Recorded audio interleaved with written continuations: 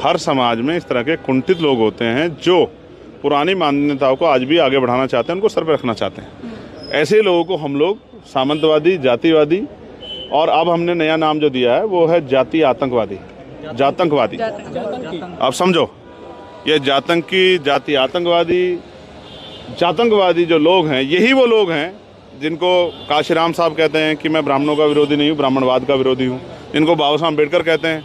आपको पता है मनुस्मृति किसने जलाई? बाबा साहब अम्बेडकर ने ब्राह्मण समाज के एक आदमी को समझाया कि भाई ये मनुस्मृति तो महिलाओं के खिलाफ है, और आप कहते हैं कि हम महिलाओं का सम्मान करते हैं, तो आपको इस मनुस्मृति को जलाना चाहिए। तभी तो मनुस्मृति जली। कई बार समझाया है कि एक्शन का रिएक्शन होता है, किसी को ज़्यादा दबाने का काम करोगे तो कल वो आदमी डट के खड़ा हो जाएगा, फिर क्या करोगे। एटा में यही तो हुआ है, और एटा जैसी सिचुएशन कहीं और जगह बन सकती है। इसलिए मैं बहुत जिम्मेदारी से कह रहा हूँ, मैं अपने लोगों से कह रहा हूँ कि मैं आपकी शक्ति को जानता हूँ।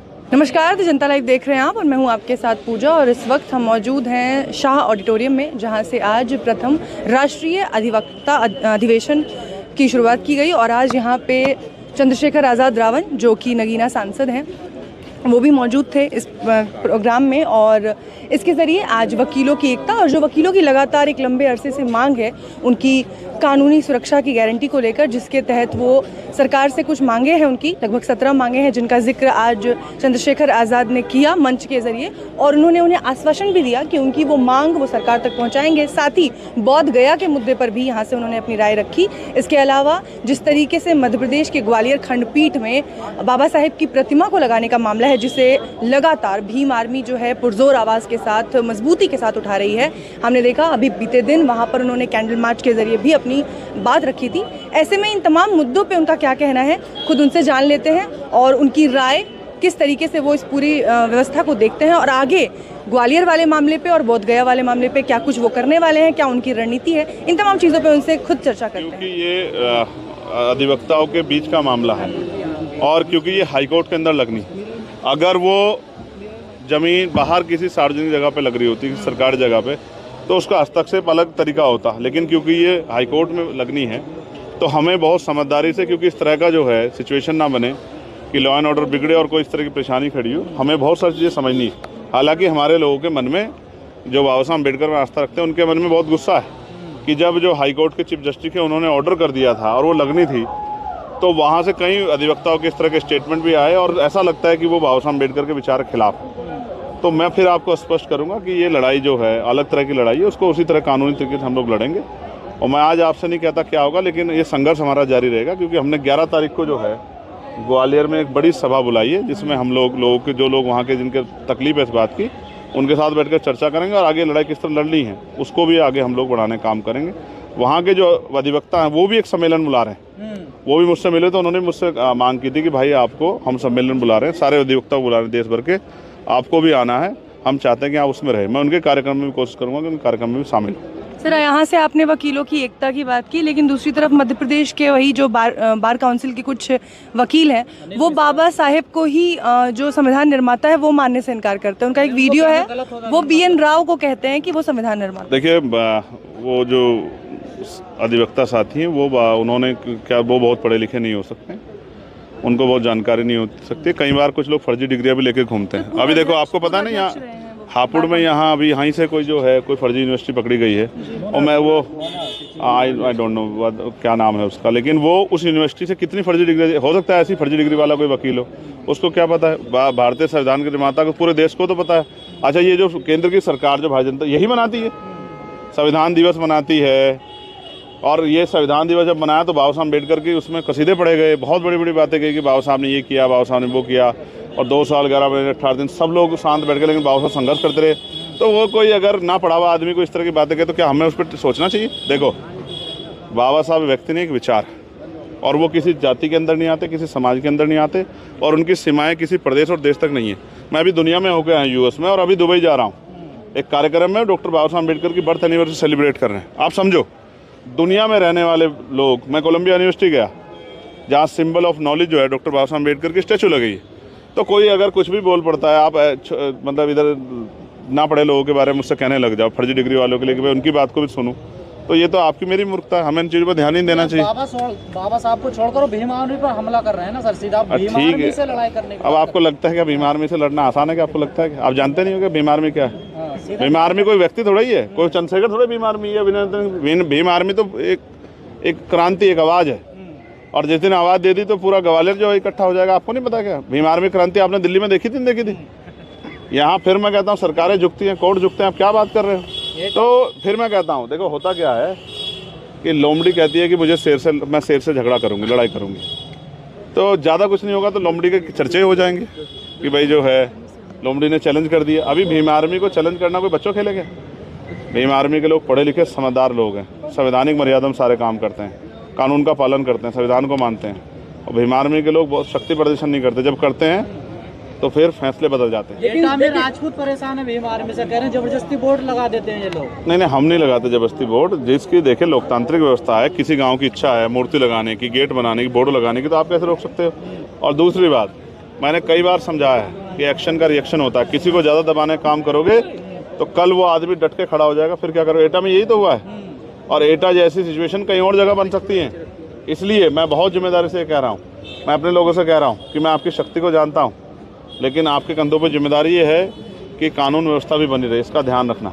मैं अपने लोगों को समझाते कर रहा हूँ। मैं औरों की तरह नहीं कि उनको बढ़ावा दे कहूँ कि जाओ और जगह भी इस तरह के कार्यक्रम करो, अगर आपको परमिशन नहीं मिल रही है तो उनके भी रोक दो। नहीं, मैं उनको कह रहा हूँ कि संवैधानिक मर्यादाओं में काम करो, जिससे किसी की भावना को ठेस ना पहुँचे, लेकिन अपने हक अधिकारों का प्रयोग भी करने के लिए तैयार हो। क्या अनिल मिश्रा के इस प्रकार से छोड़िए, कमाल है। आप मतलब आप कोई कार्रवाई नहीं होती, आपको क्या लग रहा है कि मैं उन पे कोई मतलब मैं बिना पढ़े लिखे लोगों के बारे में भी चर्चा करूं? क्या बात कर रही हैं आप? कोई आप समझो। बार एसोसिएशन का जजमेंट नहीं माने वो वकील। हाँ, ये सोचने का विषय है कि वो चीफ जस्टिस का ऑर्डर भी नहीं माने। देखो अब आप समझो, ये सवाल महत्वपूर्ण है कि वहाँ के बार काउंसिल कुछ एडवोकेट वो चीफ जस्टिस मध्य प्रदेश का ऑर्डर भी नहीं मानते। इसका मतलब क्या है?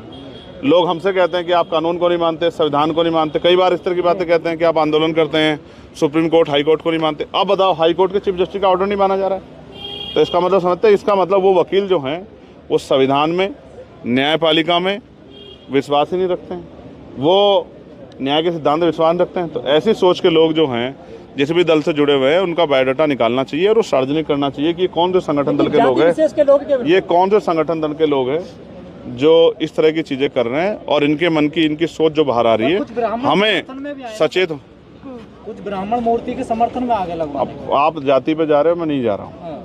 मैं विरोध कर रहे हैं, सब एक ही जाति के ना, सरनेम देखिए। मैं फिर कह रहा हूँ, आप ये मीडिया काम है कि वो लोगों को बताएं किस सरनेम के। मैं इंसानियत को मानने वाला व्यक्ति हूँ। मैं डॉक्टर बाबा साहब अम्बेडकर को मानने वाला, फूले साहू पेरियार को मानने वाला, सतगुरु रविदास जी को, भगवान बुद्ध, कबीर जी को, नानक देव को मानने वाला। मैं जातियों पे नहीं जाता। मैं स्पष्ट कह रहा हूँ, ये विचारधारा की लड़ाई है। इसमें कोई भी ब्राह्मण भी आ सकता है फेवर में, इसमें क्षत्रिय भी आ सकता है, इसमें वैश्य भी आ सकता है। ऐसा थोड़ा कि वो बाबा साहब के खिलाफ है सब लोग। लेकिन आप समझो,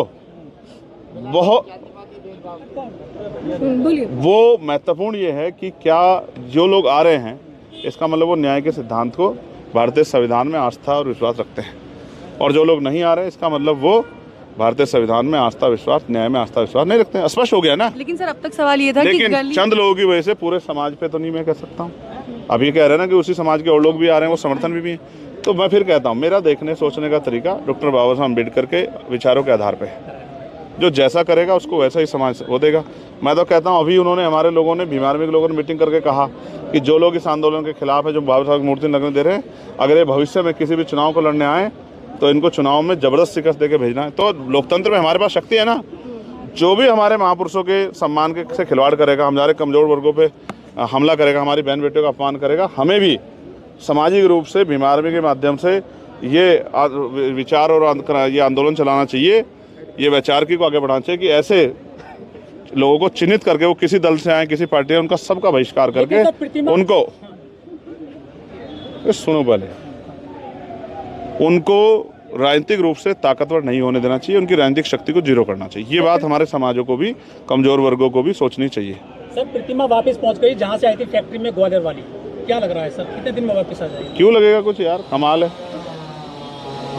मैंने आपको बता दिया कि संवैधानिक तरीके से जो है, जो काम होना है वो होंगे, ठीक है। तो आप समझो ना, संघर्ष चल रहा है, वहाँ के लोग खाली थोड़े बैठे हैं। आप क्या समझ रहे हैं? सवाल विरोध का है। जैसे आपने कहा संवैधानिक तरीके से, एकता में भी यही हुआ और मध्य प्रदेश, दोनों चीजों में उग्र चीज नहीं हुई। हाँ, तो क्या आप संविधान को सर्वोपरि रखा जा रहा है? नहीं सर, सर्वोपरि होना ही चाहिए यार। हम ये कहते हैं कि डॉक्टर बाबा साहब अम्बेडकर संविधान लिखा, तो सबसे पहली मान्यता तो हमारे ऊपर आती है कि हम उस संविधान की जो है जीवन के अंतिम समय तक जो है रक्षा करें, उसके मूल्यों का सम्मान करें। हम ही नहीं करेंगे तो कौन करेगा? ऐसा नहीं, हम तो संविधान को मानने वाले लोग हैं, हम तो हिंसा के खिलाफ हैं। ना हम कोई हिंसक बयान देते, ना हम हिंसा करते। हम तो हिंसा के भी खिलाफ हैं और संविधानवादी हैं भाई, हम अम्बेडकरवादी लोग हैं। सर घर घर सिंदूर बांटा जा रहा है, ऐसा कहा जाता है। 9 जून से खंडन कर दिया बीजेपी ने। बीजेपी ने खंडन कर दिया। आप क्या सर सवाल ये है कि अब तक गली मोहल्लों में जो चीज़ें होती थी, जो विरोध जताए जाते थे, वो न्यायालयों में, जो न्याय का मंदिर है, जहाँ वकीलों की जो बात की जाती है, तो जो दूसरों को न्याय दिलाने का काम करते हैं, जब वो इस तरह से खुल के जातिवादी मानसिकता दर्शाने लगते हैं तो समाज में एक चिंतन जाता है कि आखिर समाज जा कहाँ रहा है। ये देखिए, चारों उंगलियां भी बराबर नहीं होती। हर समाज में इस तरह के कुंठित लोग होते हैं जो पुरानी मान्यताओं को आज भी आगे बढ़ाना चाहते हैं, उनको सर पर रखना चाहते हैं। ऐसे लोगों को हम लोग सामंतवादी, जातिवादी, और अब हमने नया नाम जो दिया है वो है जाति आतंकवादी, जातंकवादी। आप समझो, ये जातंकी, जाति आतंकवादी, जातंकवादी जो लोग हैं, यही वो लोग हैं जिनको काशीराम साहब कहते हैं कि मैं ब्राह्मणों का विरोधी नहीं हूँ, ब्राह्मणवाद का विरोधी हूँ, जिनको बाबा साहब अम्बेडकर कहते हैं। आपको पता है मनुस्मृति किसने जलाई? बाबा साहब अम्बेडकर ने ब्राह्मण समाज के एक आदमी को समझाया कि भाई ये मनुस्मृति तो महिलाओं के खिलाफ है, और आप कहते हैं कि हम महिलाओं का सम्मान करते हैं, तो आपको इस मनुस्मृति को जलाना चाहिए। तभी तो मनुस्मृति जली। आप समझो, हर जगह अच्छे लोग भी हैं, बुरे लोग भी हैं, तो हमें बुरे लोगों का विरोध करना है और अच्छे लोगों का साथ बढ़ाना। अगर सोचो हम उन अच्छे लोगों का साथ नहीं बढ़ाएंगे तो फिर उन समाज में अच्छे लोग कहाँ से तैयार हो पाएंगे? कई चीज़ों की जिम्मेदारी हम पे भी है। अगर हम सामाजिक परिवर्तन चाहते हैं तो हमें इस बात का भी ध्यान रखना है कि जो किसी भी जाति धर्म का आदमी सामाजिक न्याय के साथ खड़ा है, सामाजिक समानता के साथ खड़ा है, सामाजिक मूल्यों का, संविधान के मूल्यों का सम्मान कर रहा है, उसका विश्वास बढ़ाना, उसकी ताकत बढ़ाना, उसका मनोबल बढ़ाना भी हमारी संविधानवादियों की जिम्मेदारी है। ऐसे लोगों का सर लाइसेंस। हाँ, कल मैं गया था बिहार परसों, और मैंने बहुत जोर शोर से उनकी मांग उठाई कि बनते विनयाचार्य जी को झूठे आरोपों में जेल में बंद किया, सरकार को बनते विनयतन जी को बिना शर्त रिहा करना चाहिए। और अभी बिहार की हमारी टीम शायद कल या परसों से लगातार जो है उनकी रिहाई के लिए और BTMC एक्ट खत्म कराने के लिए धरने बैठने का काम कर रही है। और हो सकता है हमारा जो इस बार राष्ट्रीय दिवस है 21 जुलाई का, वो बोध गया में ही हो, क्योंकि हमेशा उसमें लाखों लोग इकट्ठा होते हैं। ये एक तरह का सिंबल है उस क्रांति के लिए कि BTMC एक्ट खत्म हो और बौद्धिस्टों को बोध गया में उनके हक अधिकार मिलने चाहिए। उनका जो है बोध गया पे, उसकी वैचारिकी पे जो है उनका सम्मान होना चाहिए और वो उनके हाथ में होना चाहिए। Thank you. तो दोस्तों, वीडियो देख के आप लोग समझ गए होंगे जो चंद्रशेखर आज़ाद भाई ग्वालियर में जो अभी सोशल मीडिया के सामने जो बयान अपना दे रहे हैं, कह रहे हैं कि दोस्तों कि ज़्यादा किसी को जो दबाओगे तो एक न एक दिन कोई भी इंसान हो डट के खड़ा हो जाएगा। खूंखार आदमी ऐसे नहीं बनता है, खूंखार आदमी जब ही बनता है जब किसी को ज़्यादा सताओगे।